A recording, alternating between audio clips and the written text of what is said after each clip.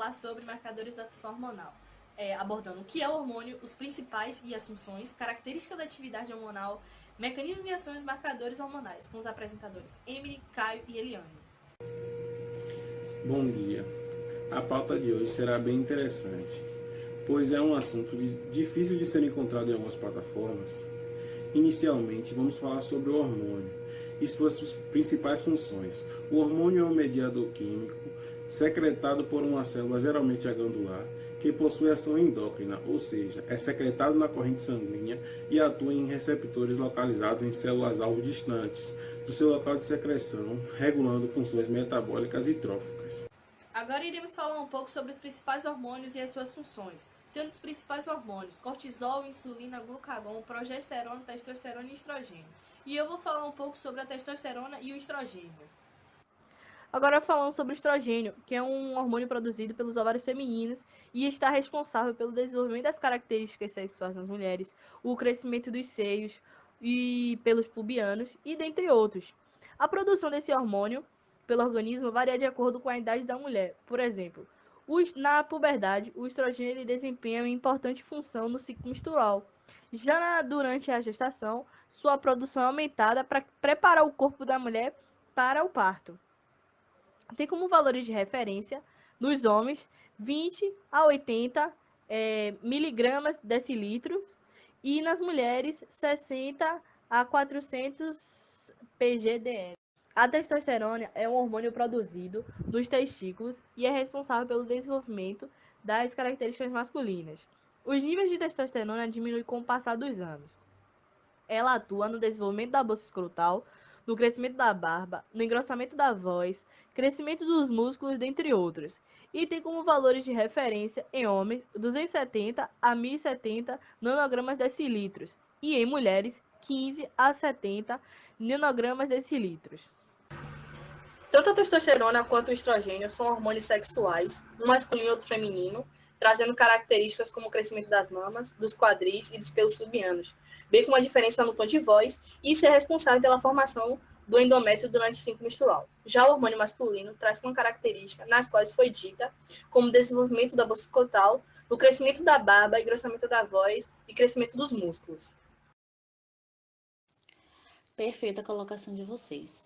Falando agora sobre dois hormônios importantes para o controle natural da glicemia, que são secretados pelo pâncreas, que são eles a insulina e o glucagon, onde a insulina tem sua atuação voltada para a absorção de glicose pelas células do fígado, músculos esqueléticos e tecido adiposo, diminuindo assim a sua concentração em razão da retirada de glicose do sangue, ou seja, ajuda a evitar diabetes ou hiperglicemia.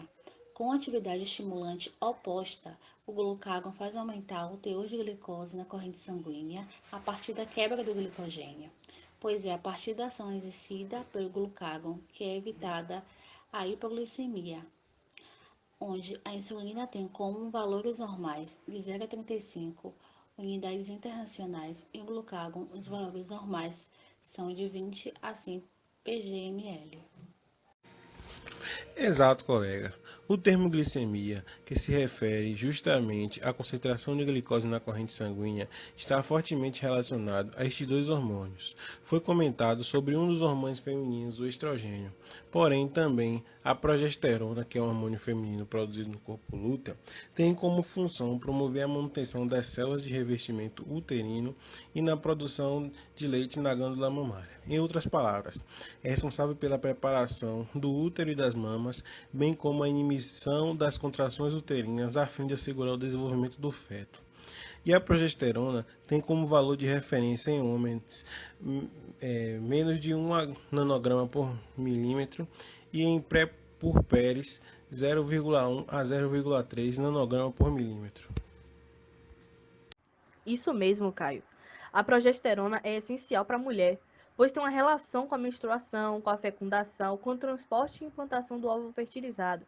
Mas agora iremos falar sobre o cortisol, que é um hormônio produzido nas glândulas suprarrenais, que tem como principal função controlar o estresse, reduzir as inflamações, contribuir para o funcionamento do sistema imunológico e manter os níveis de açúcares estáveis, contribuindo para o controle da pressão arterial. Bem interessante falar sobre hormônios, sendo que eles são os responsáveis pelo funcionamento e equilíbrio corpóreo, e cada um possui uma função específica. Todo o nosso corpo, todo o desenvolvimento, crescimento sexual, equilíbrio, tudo interno, depende dos hormônios, do bom funcionamento deles. Por isso, eu acho bem interessante vocês ficarem bem atentos para tudo que falaremos para Um vocês. comentário para acrescentar é que esses hormônios eles podem ser divididos em 4 grupos, baseados na sua estrutura química, meia-vida, armazenagem, transporte, mecanismo de ação, solubilidade. E esses 4 grupos são os peptídeos, as aminas, as eucosanoides e os esteroides. Falando agora sobre as características da atividade hormonal. Os hormônios são considerados como aquelas substâncias produzidas pelos órgãos endócrinos, cuja secreção vai para a corrente sanguínea. Os produtos vão para o exterior do organismo ou trato gastrointestinal.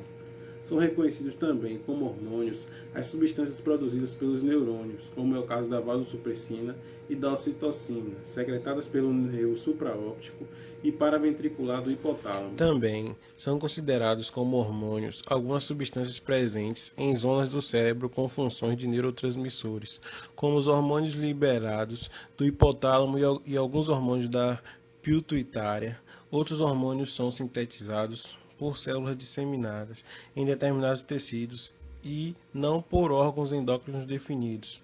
Outros hormônios são produzidos no sangue por ação enzimática sobre um precursor como a angiotensina ou a vitamina D3 produzida na pele, a partir de precursores exógenos.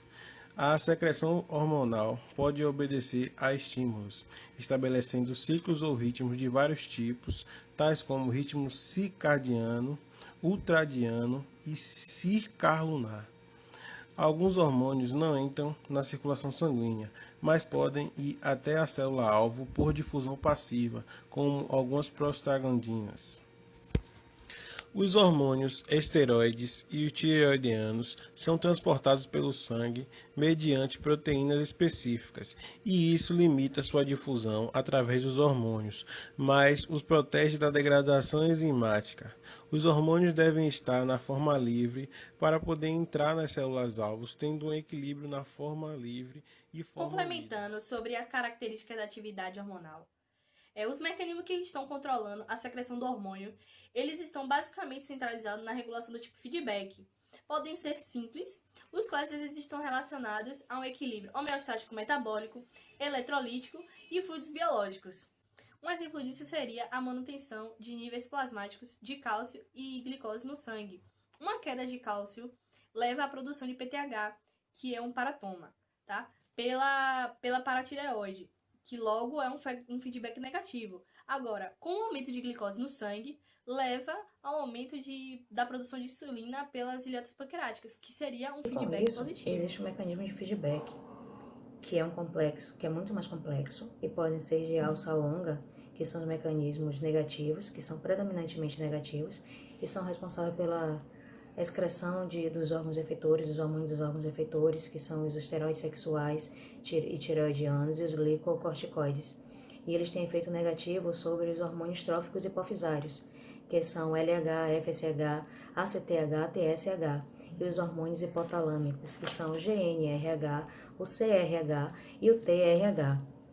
E podem ser também de alça curta ou alça extra curta, que funcionam em nível de eixo hipotálamo-hipófise, e são liberados e liberam os hormônios obedecendo a uma regulação negativa. Podem exercer um efeito positivo, que é o liberador, ou negativo, que é o inibidor. Vamos falar mais um pouco sobre os mecanismos de ação e os tipos de mecanismos para que vocês compreendam o que estamos tentando passar para vocês. Então, o que é regulação hormonal? A regulação hormonal endócrina é realizada por meio de um mecanismo denominado retroalimentação ou feedback, pelo qual o nível de um hormônio no sangue determina a estimulação ou a inibição da atividade de determinada glândula. O feedback pode ser designado como positivo quando a concentração final de um dado hormônio estimula sua própria produção, Nos casos inversos, é classificado como feedback negativo. A adenohipófise, por exemplo, estimula o desenvolvimento e o funcionamento da tireoide, das glândulas sexuais, córtex da suprarrenal e, por sua vez, Todos os é regulada hormônios por atuam nestas através de receptores específicos presentes nas células-alvos. Os receptores fornecem o meio pelo qual os hormônios interagem inicialmente com as células e podem se localizar nas membranas plasmáticas, citosol e núcleo celular.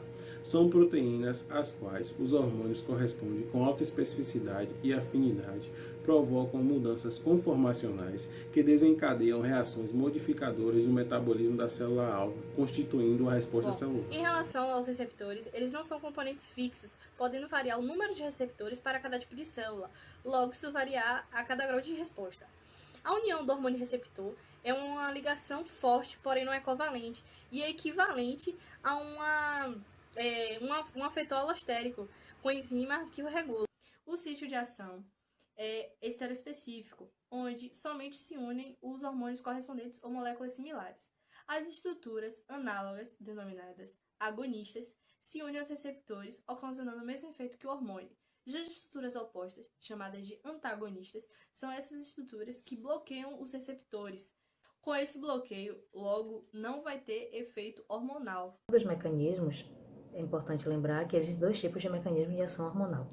Os hormônios que possuem seus receptores na superfície externa da membrana plasmática das células-alvo costumam exercer seus efeitos pela alteração da permeabilidade da membrana ou pela ativação da enzima a adenilciclase e a guaniciclase, produzindo a MPC e GMPC, respectivamente, conhecidos como os mensageiros, e que têm suas concentrações aumentadas no interior da célula em resposta ao hormônio primário, regulando e modificando a velocidade da transcrição de genes específicos.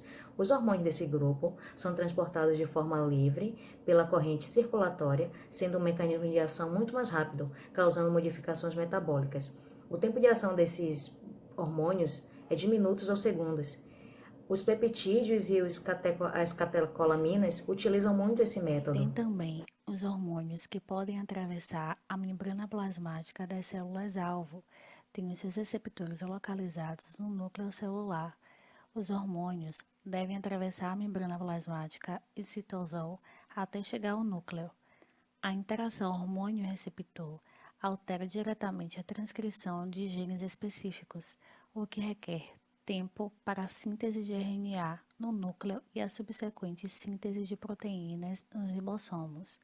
Os hormônios são transportados ligados a proteínas específicas e os esteroides e os hormônios tiroidianos utilizam este mecanismo e o tempo de ação é de horas. Vamos falar agora sobre os segundos mensageiros, que são substâncias que têm suas concentrações elevadas dentro das células em resposta a um hormônio primário, com a função de transmitir o sinal primário hormonal e traduzi-lo em alterações metabólicas dentro da célula-alvo.